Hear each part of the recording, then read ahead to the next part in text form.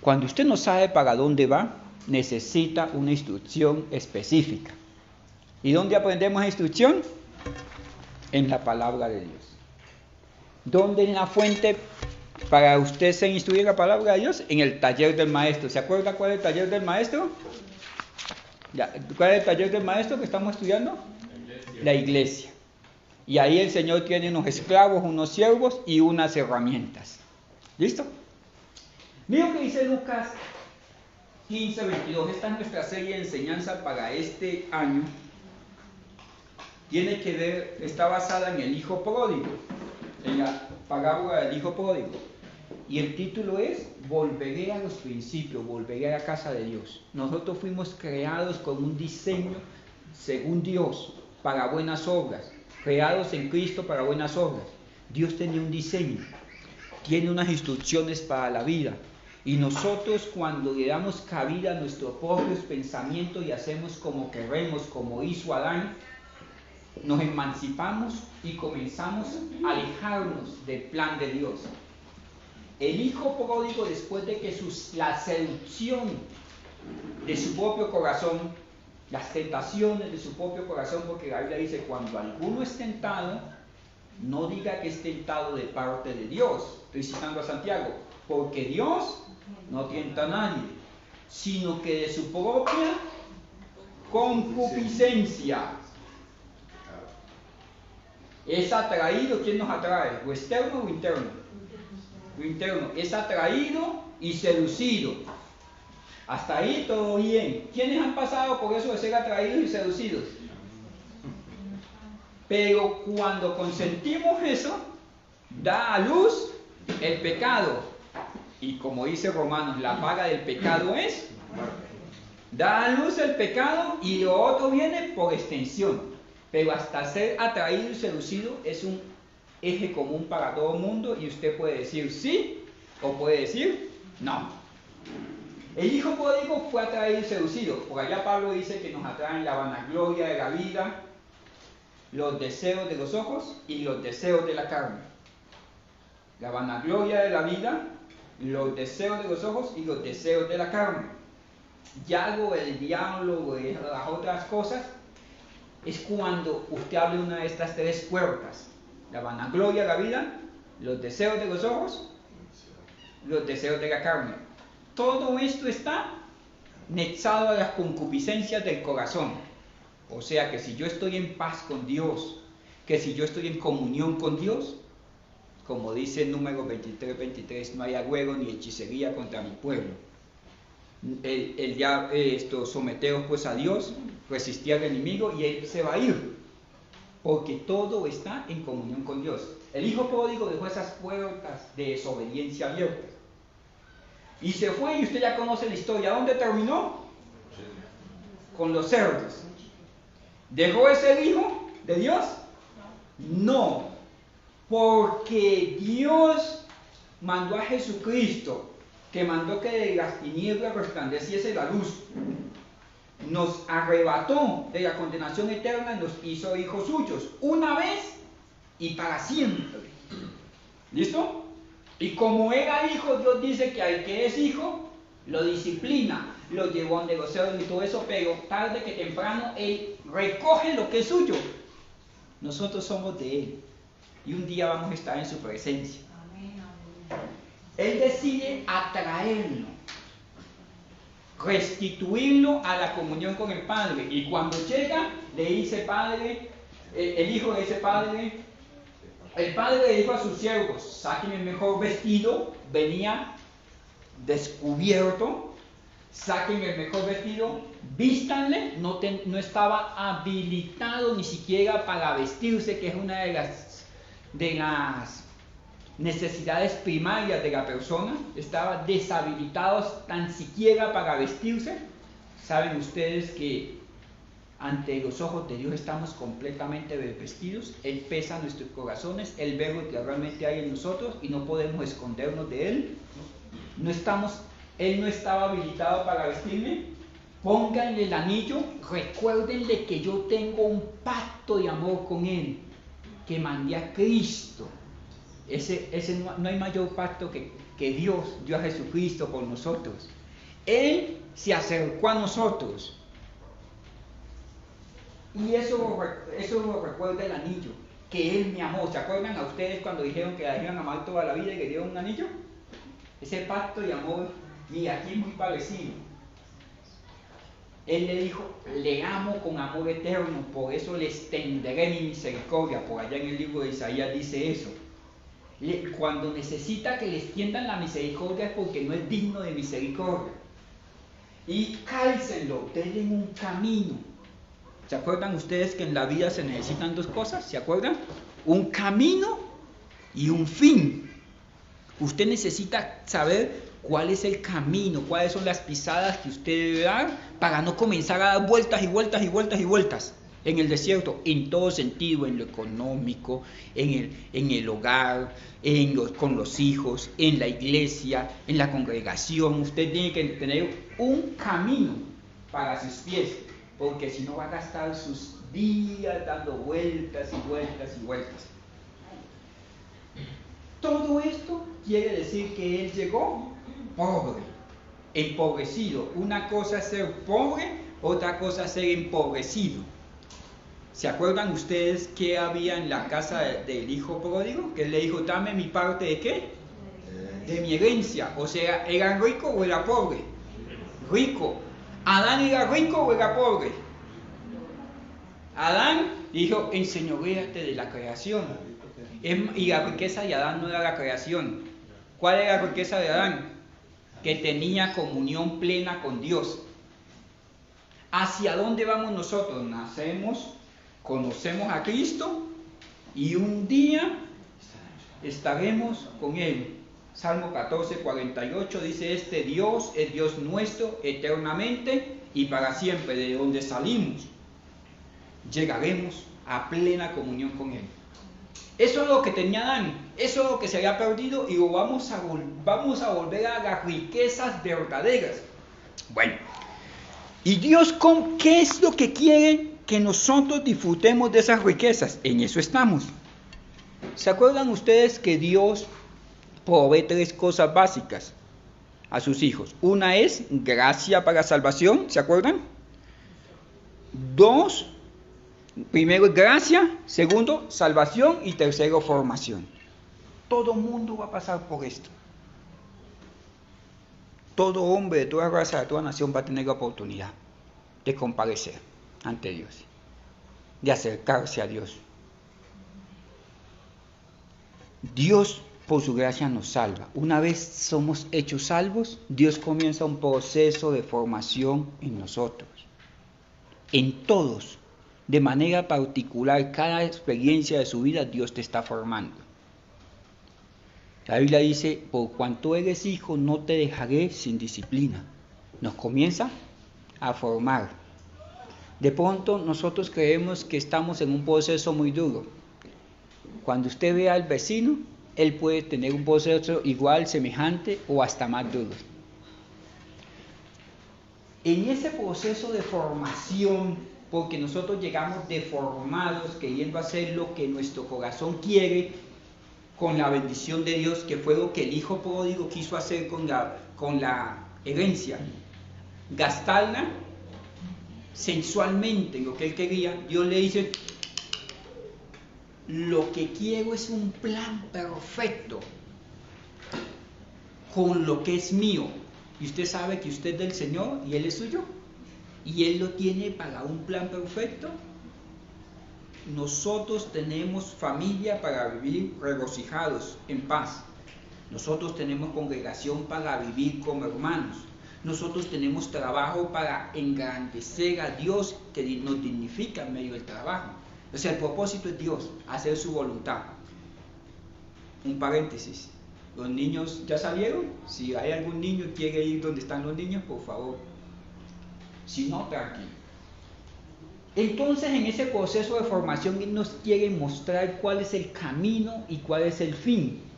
¿Se acuerdan ustedes que a Pablo Dios le dijo, y Pablo le preguntó, Señor, ¿quién eres y qué quieres que yo haga? Y en cada momento uno debe preguntarse eso. ¿qué está pasando conmigo? O sea, ¿cómo se me está mostrando el Señor en medio de esta enfermedad? En medio de estas circunstancias. ¿Y para dónde me lleva? O sea, ¿por qué las cosas se están dando así? O sea, ¿cuál es el objetivo de esto que estoy viviendo? ¿Me llevan la idea? Y usted debe preguntárselo. Porque si no, usted va a estar en un eterno presente ahí que no va a evolucionar, no se va a arrepentir, no va a crecer, no va a aprender de la palabra. ¿Y para dónde va? Para donde van las otras personas. Pero no va a tomar la iniciativa de seguir el plan de Dios para usted. En ese proceso de formación, hermanos, mire cómo Pablo lo explica. ¿Cuál es la meta a donde queremos llegar? Pablo en Efesios capítulo 3, verso 16, en ese texto que damos la vez pasada, Pablo le pide al Espíritu Santo. Y Pablo le pide a Dios que a través del Espíritu Santo forme a los efesios. Los efesios eran una iglesia que tenía fe y tenía el amor. Pero era una iglesia sumergida en los vaivenes de la vida, del mundo, de las angustias de este mundo. Y Pablo le dice, ustedes están distraídos en las cosas secundarias de la vida y necesitan enfocar su vista, su visión en las cosas de arriba. ¿En cuál es el verdadero plan de Dios para sus vidas? Ustedes no son como el resto de la creación. Es más, Pablo le dice en el capítulo 2 que somos creados un nuevo hombre según Cristo. Les está diciendo que somos una nueva humanidad, una nueva creación. Usted es una nueva criatura cuando aceptó a Cristo, se arrepintió de sus pecados. La iglesia es una nueva creación, creadas en Dios según Cristo. ¿Me hago entender? Ya hay otra forma diferente de comportarse y otros valores para comportarse. Ejemplo, antes en el antiguo pacto la ley del talión era ojo por ojo, diente por diente. Ahora en el nuevo pacto es si tu enemigo tiene sed y si tiene hambre, dale de comer. Hay una cosmovisión, un choque de cosmovisiones, una cosmovisión diferente entre lo que hacíamos antes y lo que hacemos ahora. Antes era lo que me parecía bien, ahora no es lo que me parece bien, es lo que la Escritura dice que debo hacer. Pablo lo plantea así, le dice en el verso 16 que Pablo le clama a Dios para que a través del Espíritu Santo le dé conforme a sus riquezas de su gloria. Era una iglesia que tenía fe y tenía amor, pero estaban empobrecidos en lo de Dios.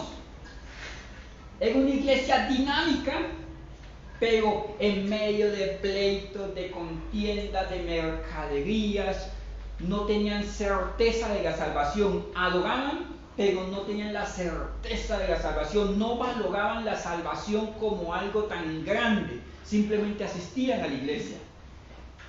Si necesitaban riquezas era porque estaban empobrecidos. Dice, el ser fortalecidos con el poder en el hombre interior. ¿Por qué? Porque externamente estaban bien comidos, bien vividos, pero internamente tenían ese vacío que tiene toda la raza humana. En el corazón del hombre hay un vacío que tan solo Dios lo puede llenar. Que hoy más que nunca se revela en angustias, en depresión, en suicidio, en tristeza, que usted no sabe por qué está triste. Pero es que hay un vacío en el corazón del hombre. Pablo pide que que estaban pobres y entonces necesitaban que fueran ricos en Dios.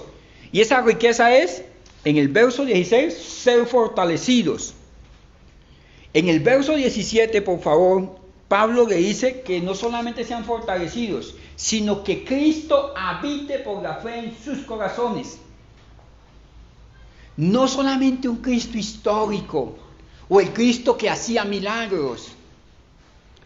Es ni siquiera el Cristo de salvación, sino el que me salvó y es mi Señor. Es mi Señor. ser fortalecidos y que Cristo habite, o sea, que Cristo sea Señor de nuestra vida, que Él tome el control, que uno sienta que está sometido al señorío de Cristo. Ser fortalecidos, para ser ricos se necesita ser fortalecidos, que Cristo habite en nuestros corazones, ser arraigados y cimentados en el amor. ¿Se acuerdan ustedes que la Biblia dice que un hombre edificó la casa sobre la roca, hablando de Cristo, y vinieron vientos, tempestades, y la casa no se cayó? Cuando yo estoy agarrado de Cristo, las circunstancias de la vida van a venir, porque la Biblia dice: en el mundo tendréis aflicción, seguro. Pero si usted está arraigado, no va a ser conmovido. Vendrá la tempestad, vendrán los desiertos, pero usted está arraigado y cimentados en el amor. Está rico. Mire, hermanos, la Biblia dice que el hombre lo puede soportar todo menos el espíritu angustiado. Cuando su hombre interior, del que hablaba anteriormente el texto, no está arraigado en Cristo Jesús, cualquier cosa lo puede tumbar. Comenzamos a somatizar problemas. Comenzamos a maxificar problemas. Cosas pequeñas que puede usted tratar en su matrimonio se convierten en cosas enormes. Defectos de mi carácter que yo puedo tolerar al otro, a la otra, se convierten en los traumas gigantes de la vida que me llevan a perder el tiempo y a perder oportunidades. ¿Quién maxifica eso? Mi corazón torcido. ¿Por qué? Porque mi corazón, mi hombre interior no ha sido renovado y no está arraigado completamente en Cristo. Conoce de Cristo. El Espíritu Santo tiene atisbo. El Espíritu Santo que mora en nuestro espíritu tiene atisbo de adoración, atisbo de alabanza. Podemos ser ministrados por el Espíritu Santo en arrepentimiento, aún de pronto en sanidad, aún en corrección. Pero no es una constante, porque el Espíritu Santo somete mi carácter, somete lo que yo soy, me apoca a mí para establecer la voluntad de Dios. Eso es poder del Espíritu, cuando yo soy menguado, no cuando yo adoro, sino cuando soy menguado, no cuando sé muchos textos, sino cuando soy menguado y puedo decir como dijo María en el capítulo 2 de Lucas: he aquí. ¿Se acuerdan? La sierva del Señor. Usted puede decirle: Señor, no soporto a mi esposo, pero he aquí tu sierva. Señor, no soporto a mi esposa, pero he aquí tu sierva. Señor, no soporto al hermano, no soporto a fulano, pero he aquí estoy, no para hacer mi voluntad, sino la tuya. Ese es poder del Espíritu Santo. Ese poder del Espíritu Santo es cuando yo estoy arraigado en Cristo, sujeto, y hay altura del amor de Dios, para que puedan entender con qué amor nos ha amado Cristo. Cuando usted entiende el amor de Dios, no juega con esto, no juega con hacer lo contrario a la voluntad de Dios, porque ese de tal manera nos amó Dios tiene que ver con que Cristo, siendo a la imagen misma del Dios viviente, no escatimó ser semejante a Dios para morir por esto, por ustedes y por mí. Eso no tiene precio. Eso es lo que Pablo dice: mire, no jueguen a ser cristianos, no jueguen a que su carácter un día los gobierna y otro día no. Entiendan cuál es el amor de Dios para que perfeccionen su corazón. Y dice, y en el 18 dice: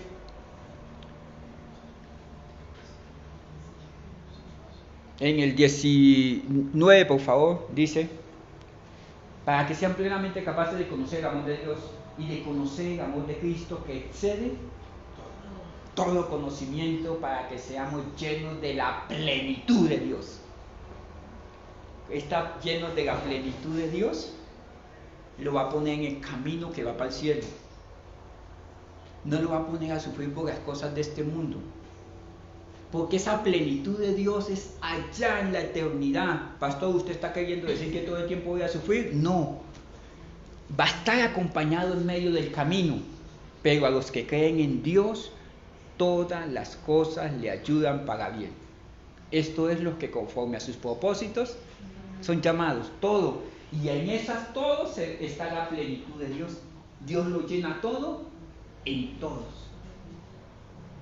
Cuando yo entiendo esto, que Dios tiene el control, que es la plenitud de Dios, que lo llena todo, hermano, voy a poder descansar. Esto es ser ricos. Esto de estar arraigado en Cristo, de conocer el amor de Dios, de estar cimentados en Cristo, nos va a llenar de todo el conocimiento, que excede todo conocimiento, un conocimiento superior a lo que hay en este mundo. Es algo que no es explicado en este mundo.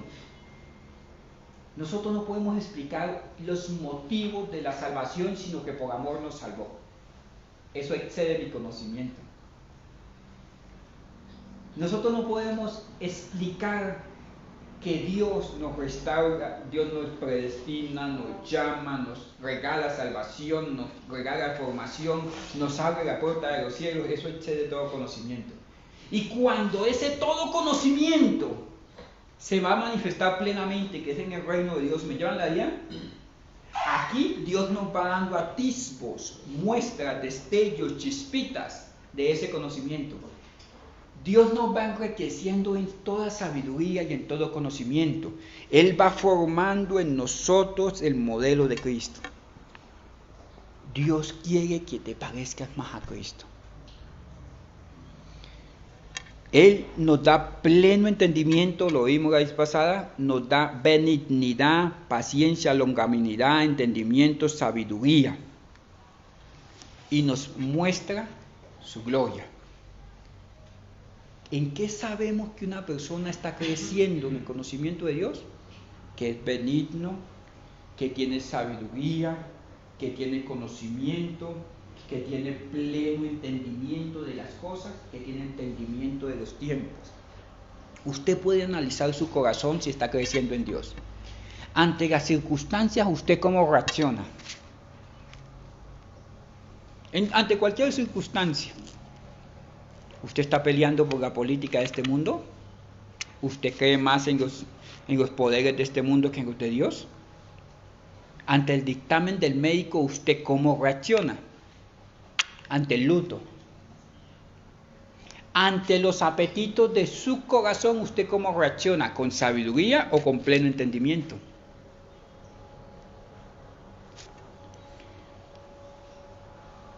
Cuando nosotros vamos creciendo, la sabiduría se vuelve amiga de nosotros. Dice el libro de Proverbios que le diremos a la sabiduría amiga.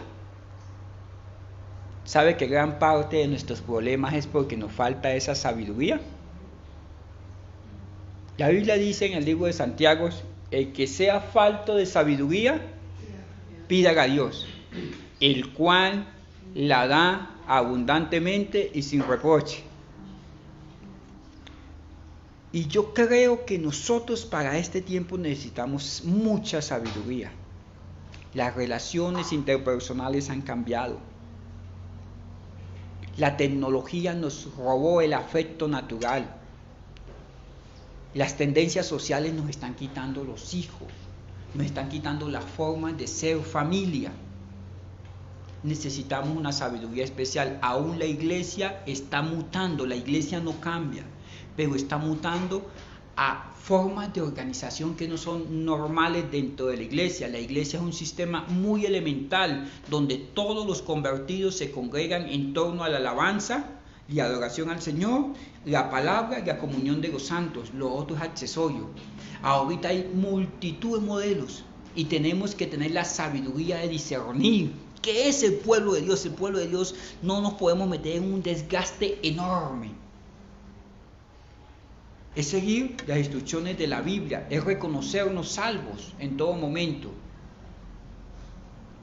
Como familia no podemos entrar en esos desgastes enormes de odio, de problemas, de no perdón. Tenemos que llegar a lo elemental. Usted es mi esposo, yo soy su esposa, listo, no hay otra forma.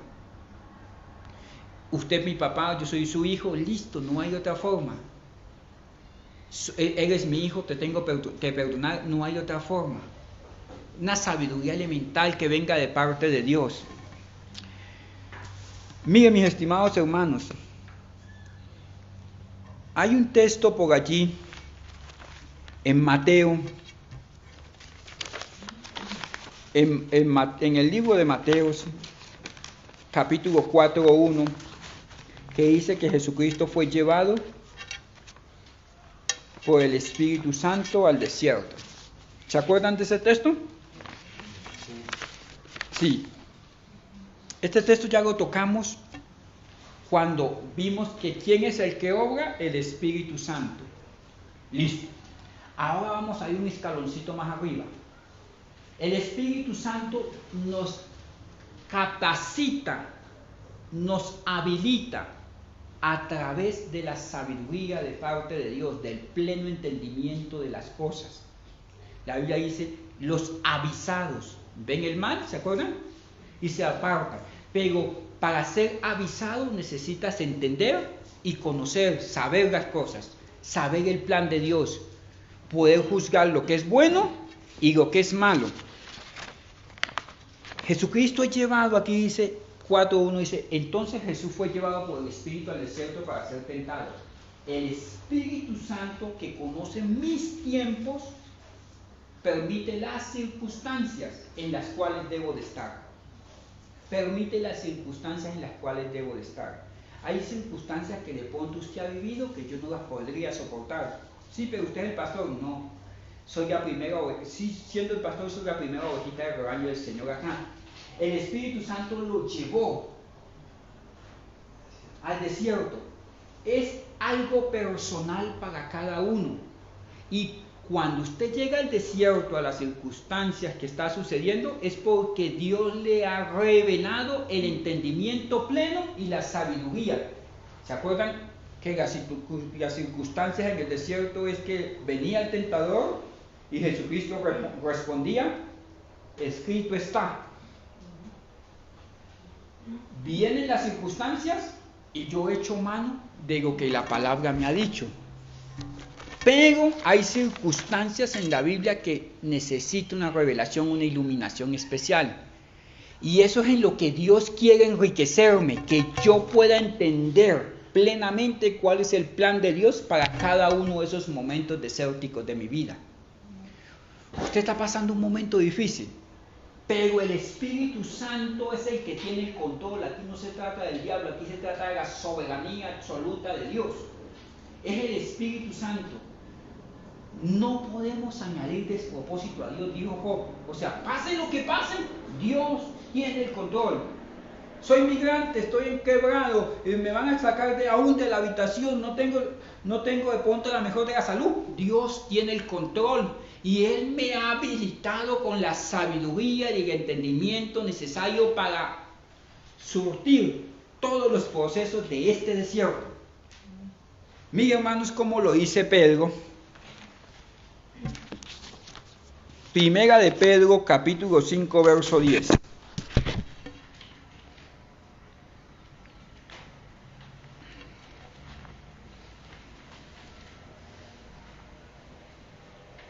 Mas Dios, el Dios de toda gracia, que nos llamó a su gloria eterna en Jesucristo, después de que hayáis padecido un poco de tiempo, un poco de tiempo son los ciclos de la vida que Dios permite. Hermano, mire, siempre hay un tiempo de alivio, aún en medio de las tormentas. La Biblia dice, muchos de vosotros serán echados en la cárcel y después de 7 días vienen a libertad. Por esos 7 días hablan de esos tiempos, ciclos de Dios. Dice, después de que hayáis padecido por un poco de tiempo, el mismo Dios os perfeccione. Primero, que busca Dios, perfeccionarme. ¿En medio de qué circunstancias?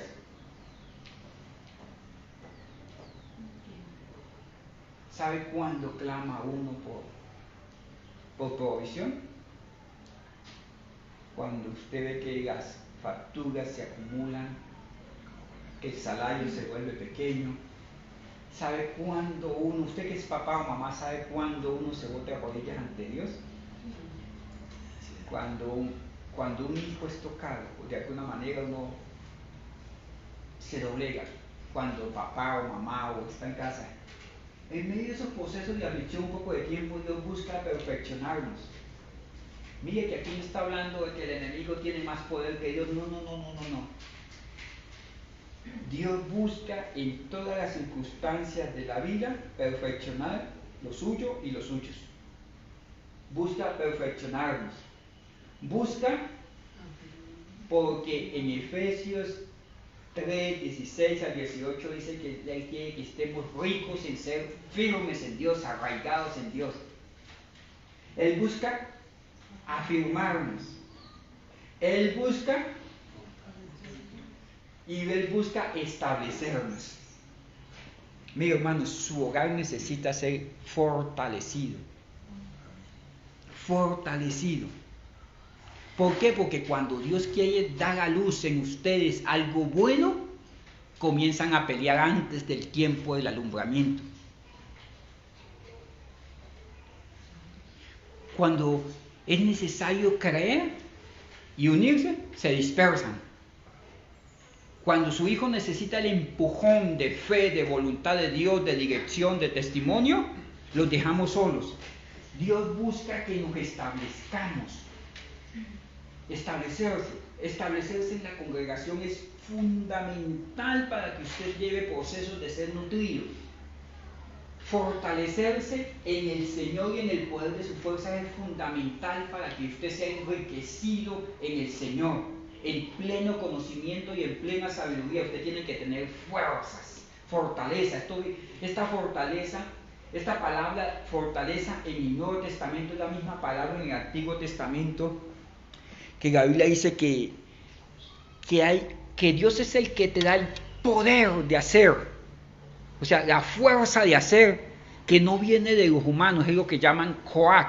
La fuerza Coat es cuando yo no puedo, pero Dios toma lo poquito, lo insuficiente, y hacen con lo que no sirve cosas enormes. Eso requiere fortaleza, no en mí mismo, sino fortaleza en Dios. Mire, la torpeza del corazón nuestro no ha dejado que Dios haga muchas veces lo que quiere hacer en nosotros. Dios quiere que nos fortalezcamos en Él, que nos aprendamos de Él, que nos arraiguemos en Él, que nos cimentemos en Él. Él quiere, pero no solamente que estemos sujetos el domingo en la tarde. Él quiere que mañana lunes usted no vea la semana como 6 días de tortura, 5 días de autotrabajo. No, es como la oportunidad de creer, de crecer, de aprender, de ser guiado, de crecer en la voluntad de Dios. Y aunque vengan circunstancias, hermanos, yo voy a estar firme, fuerte, pero no en mi fe, no en mis competencias, sino en el plan de Dios. Porque miren ustedes esto. Estaban los discípulos pasando al otro lado, se les aparece Cristo, ellos creen que Cristo es un fantasma, ya se sitúan en el texto. Y uno del grupo, de la familia, de la casa dice, yo voy a salir. ¿Se acuerdan que Pedro anduvo sobre las aguas?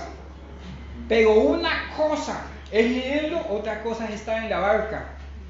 Cuando su hijo le dice, ¿sabe qué, papá?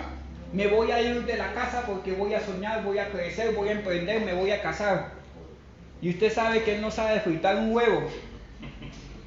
Y entonces, cuando él quiere dar ese paso sobre las aguas, usted dice, por Dios, hijo, no lo hagas.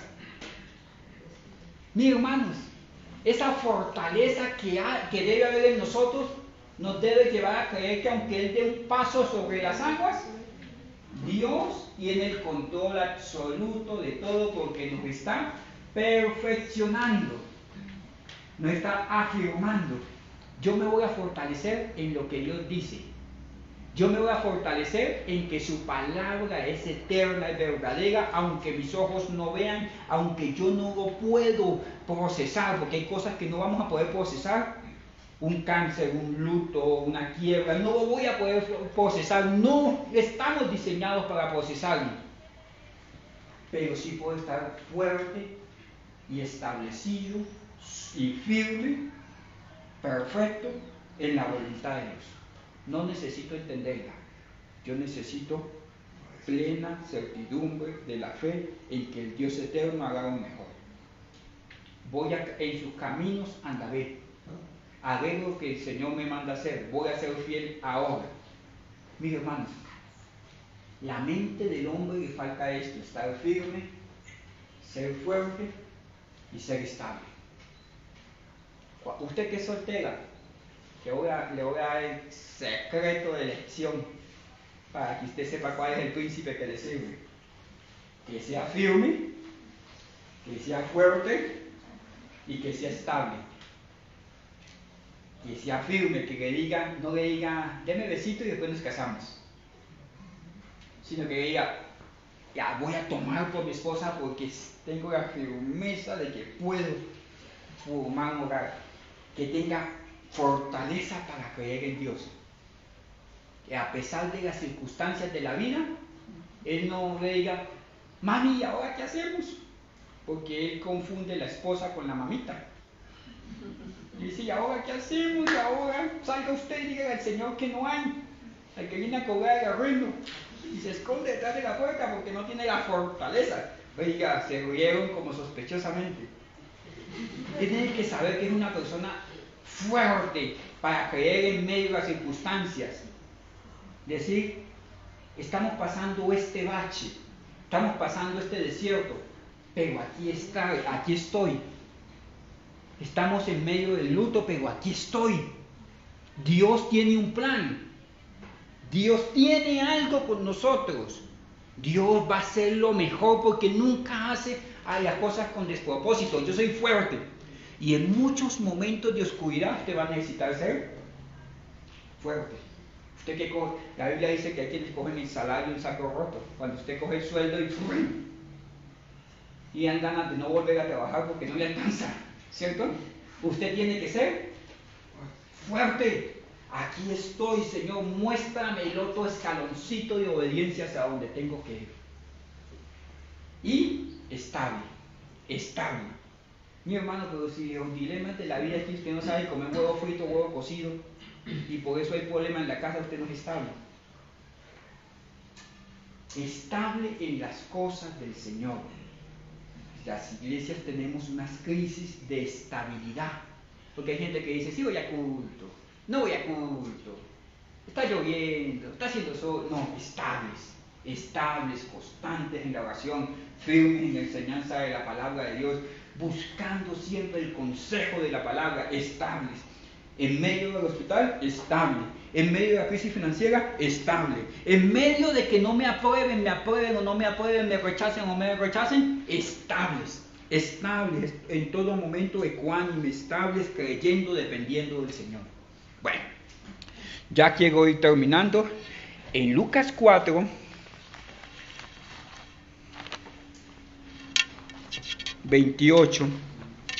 mire que el pleno conocimiento, la sabiduría que va transformándonos en el hombre interior, nos ayuda a comprender los tiempos. Usted tiene que aprender a conocer los tiempos. Ya eres hijo de Dios. Dios ha venido marcando unos tiempos. Salomón dice en Eclesiastés 3 que hay tiempo para todo debajo del sol. Tiempo de reír, ¿se acuerdan? Y tiempo de llorar, tiempo de sembrar y tiempo de arrancar lo sembrado. Uno va entendiendo a conocer esos tiempos. El que es pastor entiende el tiempo del pastoreo. El que es oveja entiende el tiempo de ser oveja. El que es papá entiende el tiempo de ser papá. Ya no es tiempo de montarle pataleta que si mi hijo me habla, yo le hablo. Si no me habla, pues que no cuente conmigo. Ese tiempo ya pasó. Usted no es un niño de preescolar. Que si mi esposa me habla, yo le hablo. No, ese tiempo ya pasó. Usted no puede ser una mujer hormonal. Usted no puede ser un hombre hormonal. Usted tiene que entender en qué tiempo está. Si usted es un negociante que debe sus facturas, usted tiene que entender en qué tiempo está. Eso no es para comprárselo en pepitos. La plata, ¿me hago entender? Tiene que entender en qué tiempo está. Cuando yo no entiendo esos tiempos, yo me meto en problemas. Mire Cristo, Lucas 4:28 dice, Cristo en el 25 le dice que había muchas viudas en el tiempo de Elías y Dios bendijo a una. En el 26 le dijo, en el 27 llega y le dice, había muchos leprosos en Israel y Dios, que hace las cosas como Él quiere, bendijo a Naamán, un rey asirio, un militar asirio.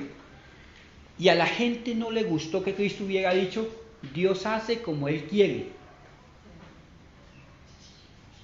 Dios hace como Él quiere, no les gustó. Entonces lo tomaron, déjenme ejemplificar lo que está pasando aquí, y lo llevaron a un lugar que llaman el Monte del Precipicio. En el siguiente texto, por favor. En el Monte del Precipicio, y lo iban a botar por el despeñadero. Levantándose, le echaron fuera de la ciudad y lo llevaron hasta la cumbre del monte sobre el cual estaba edificada la ciudad, en el Monte del Precipicio. Y tenían a Cristo aquí. Y lo iban a botar. Cristo, aquí estaba Nazaret, aquí está, a un lado de Nazaret queda Jerusalén, al otro lado, seguido a Jerusalén queda el Monte de los Olivos, y aquí estaba el lugar donde la ley fue dada al pueblo de Israel, y aquí donde van a terminar toda la historia de este tiempo, el Valle del Armagedón. Cristo estaba presenciando esto. Ellos no entendían que todo eso que estaba ahí tenía que ver con Cristo, y lo iban para despeñarle. Cualquiera puede decir, acabaron la obra de Dios. Tan buen ministro que era, y mire, no, las obras no se acaban. O ni siquiera el pecado puede despeñarle, porque aunque tus pecados fueren como el carmesí, vendrán a ser como blanca lana. Ni siquiera el diablo puede interponerse entre el plan de Dios. ¿Me lo escuchó? Nada puede despeñar a un hijo de Dios. El propósito de Dios estaba aquí, la cruz estaba aquí, el monte de los olivos, la transfiguración en el Getsemaní estaba aquí, el final de los tiempos que tiene que ver con Cristo estaba aquí, la ley que hablaba también de Cristo estaba aquí. Todo está ahí. Dios contempla todo el panorama. Nosotros podemos ver el despeñadero.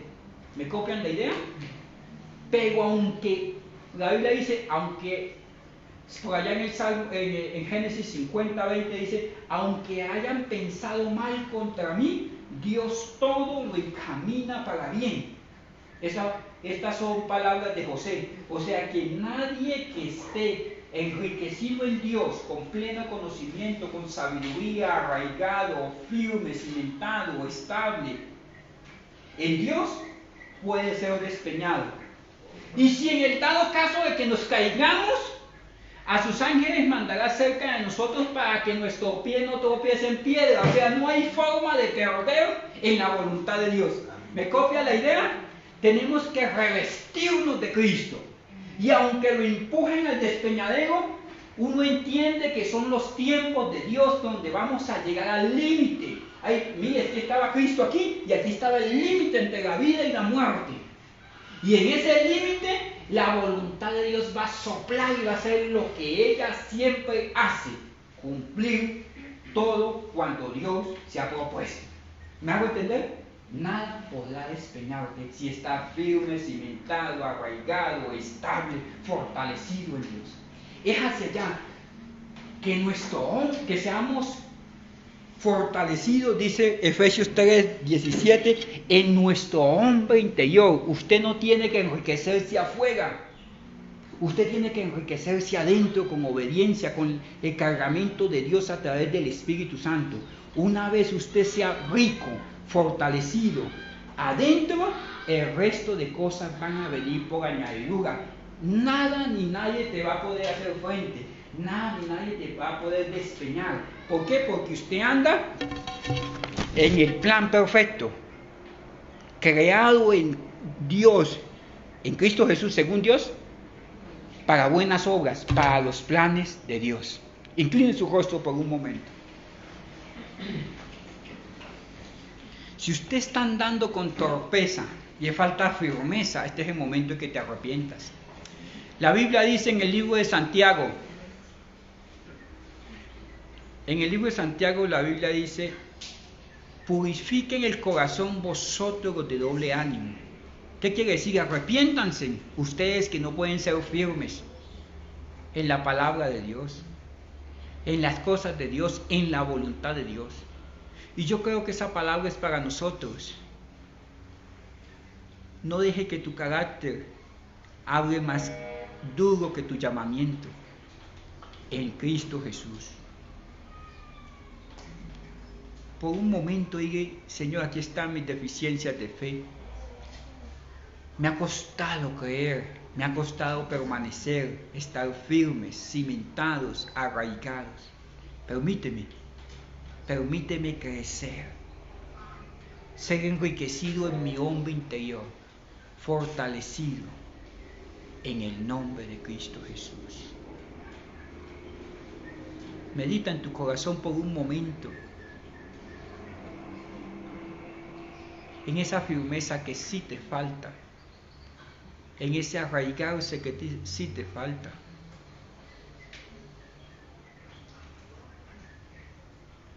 Nada te podrá despeñar si estás en la plena voluntad de Dios, nada. Sé entendido en los tiempos, hijo de Dios.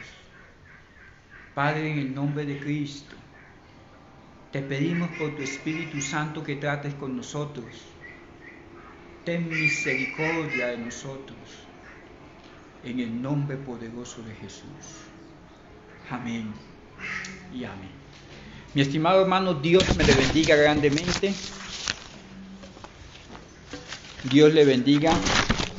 Que el Señor añada bendición a su vida. Les invitamos el otro domingo a las 3 de la tarde a subir a este lugar de oración, a ser llenos de la instrucción de la palabra de Dios.